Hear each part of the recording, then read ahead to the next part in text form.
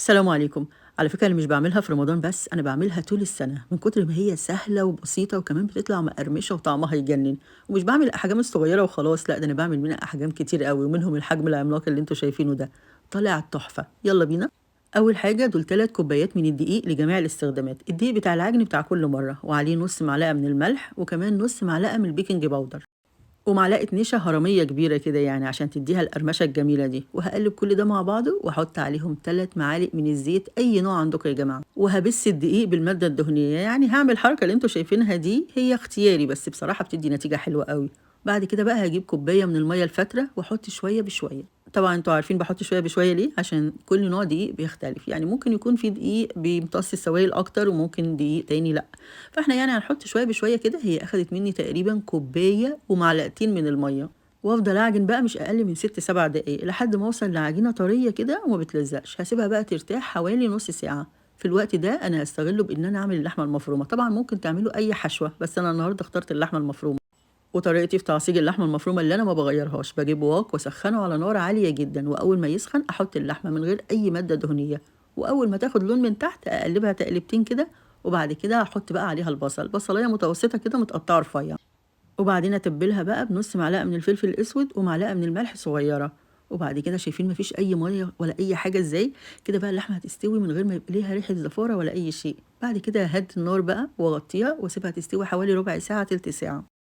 خلاص بقى عدت النص ساعة، هنشوف العجينة بتاعتنا ارتاحت، هنيجي نفردها هنلاقيها بتتفرد بمنتهى السهولة من غير ما تتقطع ولا أي حاجة عشان ريحناها كويس جدا. وكمان هتحسوا إن هي ناعمة قوي كده يعني من كتر ما احنا عجناها. وهنبدأ بقى نفردها عشان نشكلها بأي أشكال انتوا عايزينها بقى زي السمبوسك العادية، احنا النهاردة بنعمل سمبوسك يا جماعة.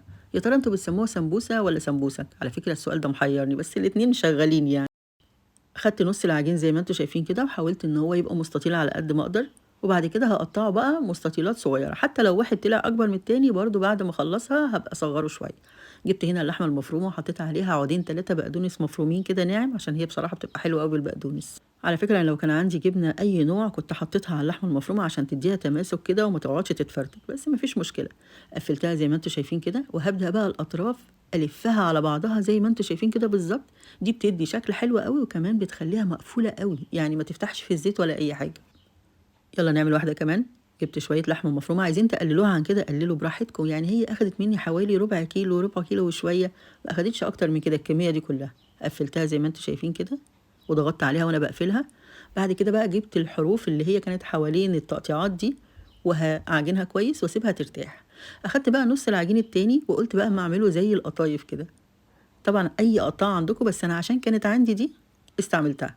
هقطعهم كده واشيل برضو الطروف دي واعجنهم تاني واسيبهم يرتاحوا، عقبال ما اخلص الشوية دول تكون العجينة ارتاحت، انا مش هرمي اي حاجة. بعد كده بقى همسك اول قطعة كده واحط فيها برضو معلقة لحمة مفرومة واقفلها زي ما اكون بقفل القطايف بالظبط، مش قادرة اقول لكم بتتقفل بمنتهى السهولة، واعمل نفس الحركة اللي عملتها في السمبوكسة اللي قبليها، بس اهم حاجة اضغط عليها كويس قوي عشان ما تفتحش اثناء القلية. شايفين؟ نعمل واحدة كمان. جبت معلقة لحمة مفرومة وقفلتها زي ما انتوا شايفين كده وقفلتها برضو كده. هخلص بقى الكمية كلها وارجع لكم. خلصت الكمية كلها هجيب بقى زيت وعلى نار متوسطة ومش هحميه قوي يا جماعة، علشان لو كان حامي قوي السمبوسك هتاخد لون بسرعة جدا وتكون العجينة لسه ما استوتش، ولو بارد هتشرب زيت. بس عايزة اقول لكم النشا ما خلاهاش شربت زيت خالص. بعد كده بقى هحمرها زي ما انتوا شايفين، بتاخد نفس وقت تحمير اي قطايف بنعملها، يعني حوالي دقيقة دقيقة ونص.